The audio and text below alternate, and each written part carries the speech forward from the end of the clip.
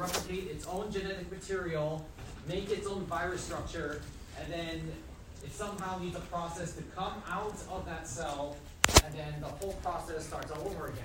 For the next 2 lab periods, what we're going to do is we're going to focus on bacteriophages, or which are basically viruses that infect bacteria. And since a large chunk of the order, we already talked about a lot of processes about bacteria. So as an introduction to viruses, we're going to talk a lot more about bacteriophages, since a lot of components how viruses work depends a lot on their host. It's just a lot easier segue. I believe in the spring quarter there is a virology class taught by Dr. Rao, and I heard it's very popular and you'll learn a lot from it. So basically what we're going to cover for the next 2 class periods is how prokaryotic viruses interact with the host cell, and then after they interact with the host cell, how do they inject, or how do they get their genetic material into the bacteria cell? Now, this can be a lot more difficult, and the bacteriophage will discuss how they do it, because remember, like gram-negative bacteria have 2 membranes. They also have a cell wall. So combining all of that, it's actually pretty difficult to get your genetic material intact into the cell. Then we're going to talk about how does the viral genome and the virus now kind of take over the host cell and starts using the host cell's resources as its own.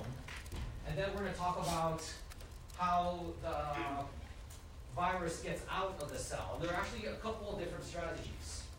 So what is a bacteriophage, or a virus that infects a bacteria? Well, it's this type of structure. Some people say, and including your textbook, say it looks kind of like the moon lander.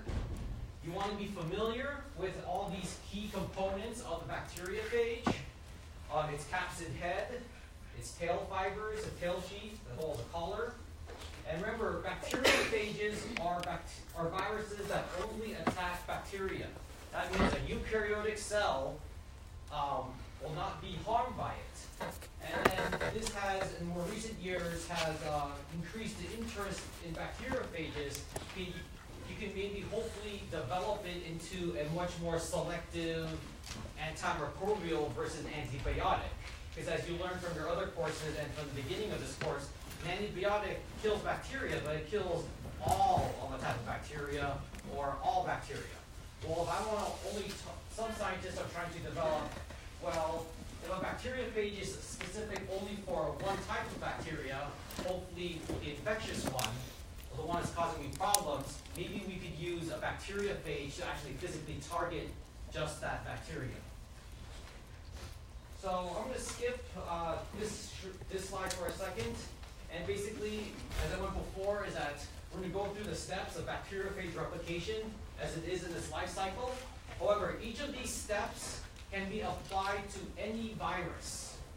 So basically, for a virus, what it needs to survive and to replicate and to pass on its genetics, it needs some way to recognize its host and attach to its host. Then it needs some way to get its genetic material into the host. And a lot of viruses have a lot of different ways to do it, and bacteriophages have a very unique way of doing it, and we'll explain in a second. And then after the viral genetic material takes over the host cell, it needs a process to assemble the virions.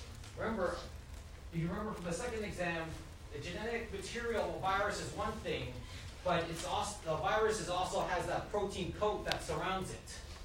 So it has to find a way to assemble that protein coat, and that protein coat can be complex, as you can see from the structure of the bacteriophage. Then it needs to find a way to exit the cell and basically repeat the whole process. So again, even though we're focusing mainly on bacteriophages, mainly because we just talked about bacteria, it's the for those of you that will take the lab, you'll actually be playing with bacteriophages. These concepts that you take here can be transferred to any virus that you're going to study. So basically, what's the first part of the life cycle? Well, basically, I'm going to go into a little more detail on the other sides, but basically, first is the phage somehow has to attach to the host cell proteins. If you notice at the bottom of the phage, at the so-called moonlander portion, right here, at those legs, those tail fibers are usually specific to certain bacterial cell receptors. And basically, it gives the bacteriophage some specificity to find a certain cell receptor so it can recognize it, so it can start the process to inject its genetic material into the cell. And then when it injects its genetic material through the cell, the force of this injection is actually very strong. They've measured it up to be about 50 atmospheres. Because remember, when we'll go through the physical process, how it does in a moment, it has to find a way, this bacteriophage, to inject, uses basically a protein-like sheath, like a needle, to inject its genetic material through two cell envelopes, because our example involves gram-negatives, and a cell wall. And it has to do this pretty quickly in the environment.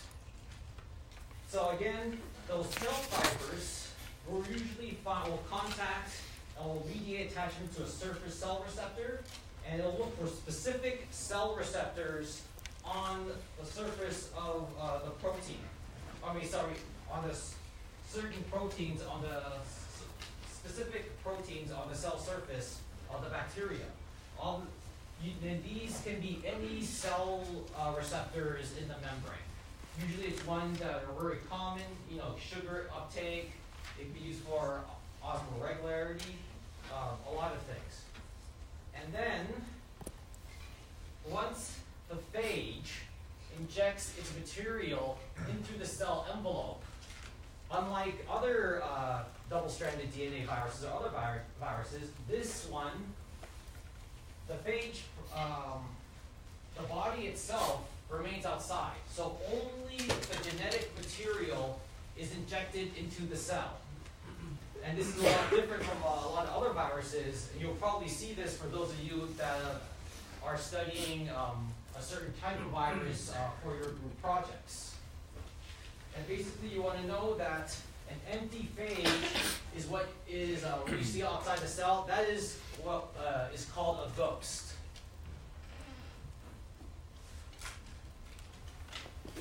Now we have the genetic material inside the cell. What's next? Well, the genetic material, the bacteriophage can go either two different life cycles. Basically, life cycle number one, which often occurs, is the lytic cycle, which we all know is that's when the genetic material gets replicated, viral transcripts are made, viral proteins are made, you produce viral progeny, and upon release of all the viral progeny, the cell dies. Or, what can occur is the lysogenic cycle, or if you recall from the second exam, viral transduction lysogeny. This is when the genetic material of the bacteriophage integrates itself into the cell chromosome. At that stage, it becomes a prophage, and it will remain there dormant until some other factor initiates it, and the virus genetic material now wants to leave. Often, that's due to some cue in the environment when the host cell or the host genetic, the host cell is under duress. That will give some signal to the virus, okay, you know what, I'm done freeloading, it's time for me to leave. And then the virus, once it leaves, it will basically from the lysogenic cycle, it will go back into the lytic cycle, and then it will produce virions, and then it will exit from the cell. The exit from the cell is called lysis. And basically what it does is, for bacteriophages, as part of the later genes that it makes, as part of its protein, the bacteriophage, it has a lysozyme as a part of one of its many proteins. And what that lysozyme does is that it cuts and depolymerizes peptidoglycan. Remember from earlier in the quarter, once you disrupt peptidoglycan layer, the cells will just, due to the stress, will burst. And then that releases all the progeny viruses, and then the process continues. However, some bacteriophages go through what is called a slow release. For example, there is a phage called M13. It is a single-stranded DNA phage. And what it does is that it's a single-stranded DNA, that's its genetic material, and then it makes a double-stranded DNA template as an intermediate. And from that double-stranded DNA template intermediate, it makes a whole bunch of copies of its single-stranded DNA genetic material. Once that single-stranded DNA genetic material is made, the byproduct of the genetic material, the DNA, is supercoiled and then packed, and then the virus proteins encapsulate it. Once that occurs, it's seen as a little protrusion on the side of the bacteria, as you see from the cartoon there. That is what is called a slow release. During a slow release, the cell, unlike the lytic cell cycle, the cell is still alive. But it's not exactly in the greatest of moods, because all of its internal resources are being taken for the production of this virus. Now, so we just talked about how viruses get released into the environment. Now, how can we isolate a virus? Remember, a virus is an obligate intracellular parasite. It needs a host to replicate. But, so when you work with viruses, there are two components live, you consider, for lack of better words, two components you have to worry about other than like reagents or whatnot. You have the host organism that you'll be working with, that the virus replicates in, and then you have the virus. And for bacteriophages, what we do, and then you'll be doing this in the lab, again, I got a question about when the lab is offered. The lab is offered winter and spring quarters. Both quarters are taught by Dr. Michael Coffey.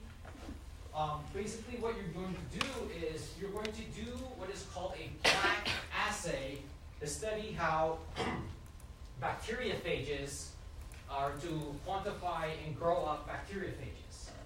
Now, a plaque assay uses the basic plates like you've seen earlier in this class, the bottom agar plate. However, you'll take a small tube containing, containing a tube of what is called soft agar. It contains about half the percentage of the agar that's in the bottom plate. And you'll keep that at 50 degrees Celsius, so it's still molten, but it's not super hot. And then what you'll do is you'll add a really high amount of bacteria, and at the same time, you're going to add varying concentrations of your virus.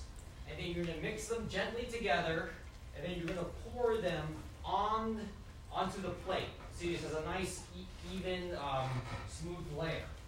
And then when the agar is still liquid, the phage is just going to go through its regular life cycle. It's going to find some bacteria, it's going to infect it, it's going to take over all its resources on the inside of the cell, and then it is going to make progeny cells, kill the bacteria, and then reproduce. And then this is going to keep on going. However, don't this is an agar. Eventually, as agar cools, it solidifies. Eventually, the phage can't move anymore because the agar is starting to solidify, and that forms a plaque. And what you see is this. Basically, all those that yellow is just a lawn of E. coli. And in that lawn of E. coli, you have all these little plaques, and each of those little plaques came from one bacteriophage. So basically what you do to quantify a bacteriophage is similar to what you did for viable plate count. You're going to plate this all out, and then you're going to get a decent number, and then you're going to count the number of plaques. And how it works is that since each plaque, in theory, started from one bacteriophage that infected one bacteria cell, killed it, and then its progeny spread, and that process repeated over and over until it couldn't move anymore. Using the count, the number of plaques should represent the number of phages. Too many bacteriophages, you'll just get a big blank plate. It looks like nothing was growing on there. Too little or no bacteriophages, you'll get this lovely green plate that smells really unique. And again, you'll be doing this in the lab. And then remember, but when you count or quantify a bacteriophage, you are not counting cells. You're counting plaque-forming units, because in theory, each plaque comes from one phage. And basically, now for the two phages that we're going to talk about in for this class, and we're going to basically compare and contrast is the T4 phage and the lambda phage. Both of these phages are found in your gut, and remember, they're harmless to humans, so don't worry about it. And they infect E. coli. They're both basically double-stranded linear DNA genetic material, and other than the obvious key differences that you want to know about the difference in structure, is that one of them is temperament, the lambda-phage, meaning it has a lysogenic cycle. It has a cycle where it integrates itself into the host genome, and then it comes out. And then you're going to want to learn about the T4 phage, which is completely virulent, meaning that it only has a lytic cycle. It doesn't integrate itself. Basically, it just goes into bacteria cells, makes a whole bunch of copies of itself, then kills the bacteria, and then repeats itself. Again, for each phage, you want to know the basics of the structure of the phage. Basically, the bacteria phage T4 uses its tail fibers to find the receptor, the cell receptor on the outside of the bacteria that it interacts with is the OMPC porin. It's an outer membrane protein that aids the bacteria in its osmoregularity. And then once it finds, basically, we'll go over a little bit more. Once the tail fibers find the porin, the phage will sit down on its base plate. The sheath proteins will contract, and then the internal tube will penetrate the outer membrane, and then it will penetrate that outer tube through the cell envelope inside to release the DNA. So basically, remember, as we go through these life cycles, even though certain specific parts of it, like I said before, are only for this phage, however, each step can be applied as in entry, absorption, penetration, early mRNA synthesis, genome replication, late mRNA synthesis, and then release. Those are applicable to all viruses. So remember, this whole process is taking place in 25 minutes, so it has to be very quick. And the virus has a lot of strategies that it uses to make sure it gets what it needs to do in about 25 minutes. So first we have the tail fibers find the OMVC porin and they interact with it. Then we have the penetration. Basically, the phage sits down on its base plate, and then the sheath proteins contract. The inner tube penetrates the cell envelope, releases the viral genetic material. Remember, and only the viral genetic material is now inside the cell. Now we have what is called early mRNA synthesis, and then what it does is that the phage, there are certain proteins or certain phage genes that are transcribed, and then from those phage messenger RNA, phage proteins are made immediately upon entry of the cell, with genetic materials in. And these genes are what is usually, or I'll just call early genes. The early genes are used basically for the virus to take over the host cell. So basically for T4, you have these early genes that makes these enzymes, right, that arrest or stop host gene expression. Basically, and remember, these genes are made by using the host polymerase for transcription and the host ribosomes for translation. So already the virus is starting to take over the host cell. For T4, one of the first things that it does for its early genes is that it chops up the host chromosome. So there is no competition of resources to duplicate. So all the resources to duplicate DNA now belongs to the virus.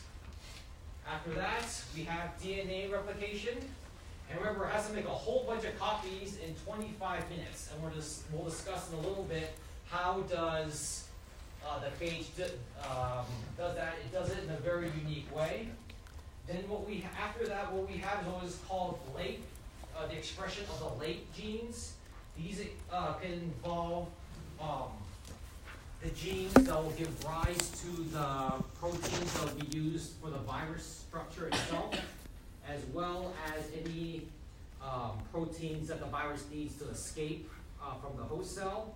Then after the life cycle is complete, especially for the T4 phage, it has a lysozyme, and then it cuts open, it disrupts the peptidoglycan layer, and then the cell bursts and releases all the new viruses into the environment, and that's only in about 22 minutes.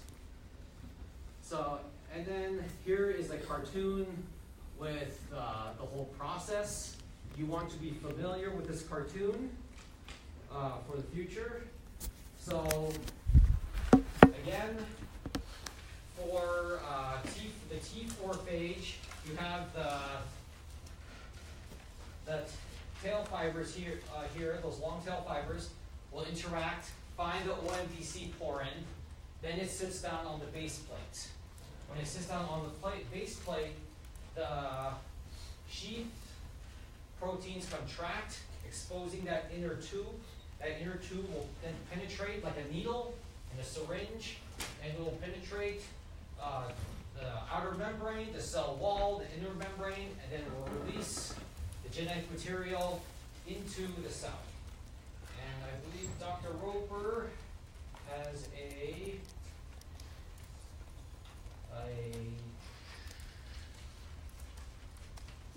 short video for it to show it.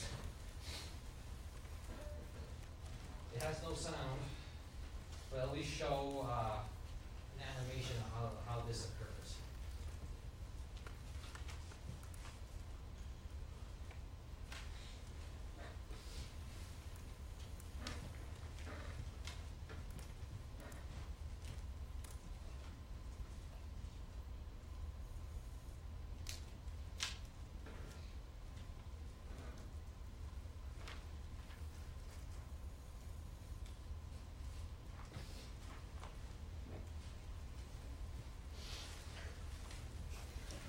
So now our genetic material is in there. What do we do now to, we have our early genes expressed. what do we do now for genetic replication? Now remember, we only have 22 minutes to do all this, right? Well, first, like I said, early genes are transcribed, they're taking control of the cell. You have no more cell chromosome. Now, all the resources for DNA replication belong to the virus. And remember, the phage DNA is a linear strand, double-stranded DNA.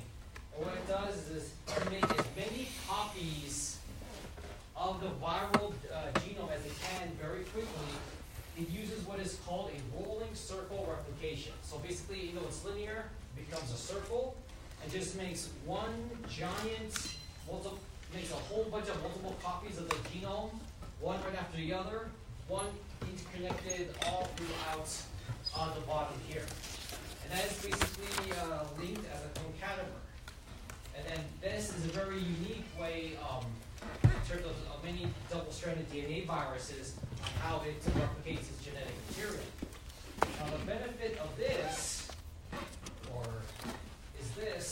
is that, remember, it's making so many copies, they're all connected together, right? You don't need any special enzymes to, make specialized ends. So the virus is just literally making one copy after the other, and they're all attached.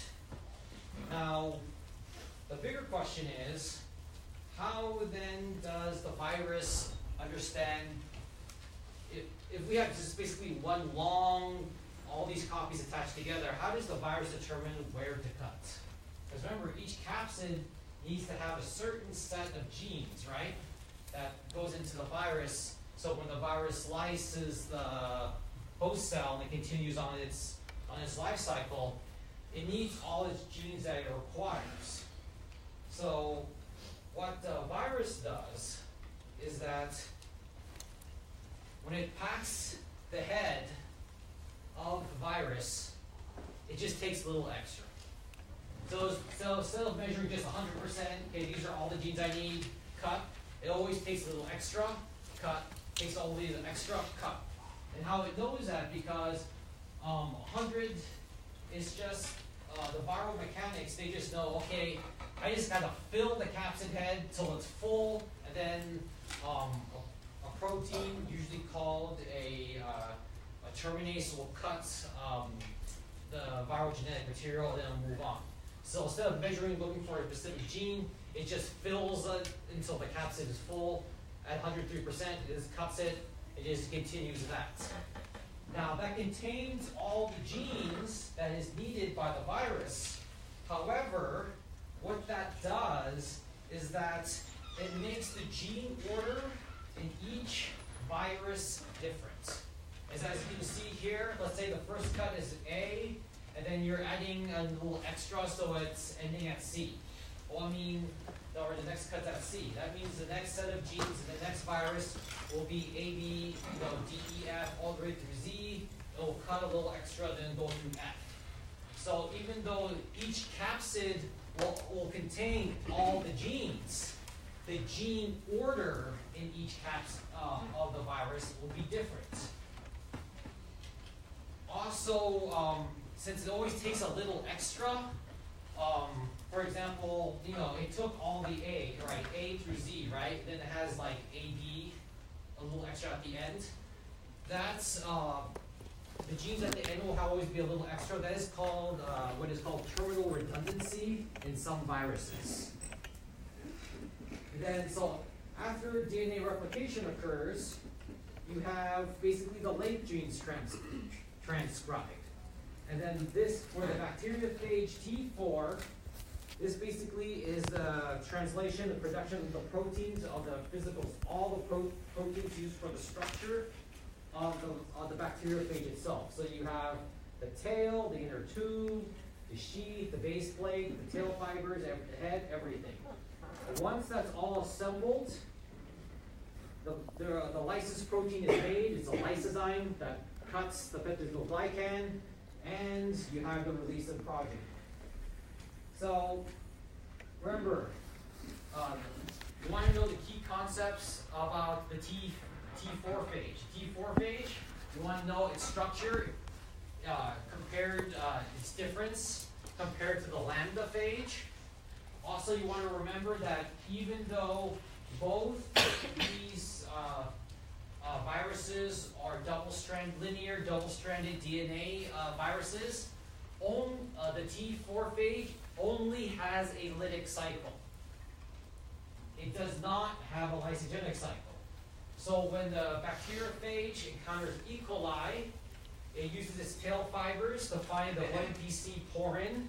Once it finds the OPC porin on the cell envelope of the bacteria, it sits down on its base plate, and basically the contraction of the sheath proteins will inject that inner tube into the cell, through the cell envelope, as in both through the cell wall and both membranes, and inject the viral genetic material into the host cell. After the injection of the viral genetic material into the host cell, you have the expression of the early genes. The early genes are transcribed, and then the protein products are translated. By use of the host RNA polymerase and the host ribosomes. At that time, the early genes will chop up the host DNA. So at that time, the only sources that will be using the DNA replication are is the phage genetic material. The phage, even though it's linear, the T4 double-stranded DNA, it only goes DNA replication in a rolling circle. That makes a concameter of all of its genetic material, basically one long stretch of one copy right after the other.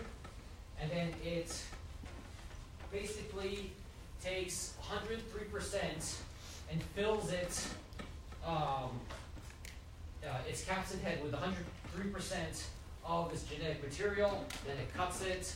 Next viral capsid head, 103 material, cuts it. This allows for the entire genetic material, as well as some extra, to be placed into each capsid. That being said, even though each virus, in theory, should have all of its genetic material, the sequence of the genetic material is different for each virus. After that, you'll have the late genes expressed and transcribed. You'll have the capsid proteins made and then assembled. You have the virion assembled. At that time, the lysine protein, aka a lysozyme, will be made to cut open the bacteria. The bacteria dies. The phage gets released. I believe the book says for every one phage that infects the bacteria, it makes about 200, and then it goes on to the next step. And so this all occurs in 22 minutes. And then eventually you want to compare this to the lysogenic cycle, which Dr. Roper will talk about on Monday. Are there any other questions, concerns, comments? All right, have a good weekend.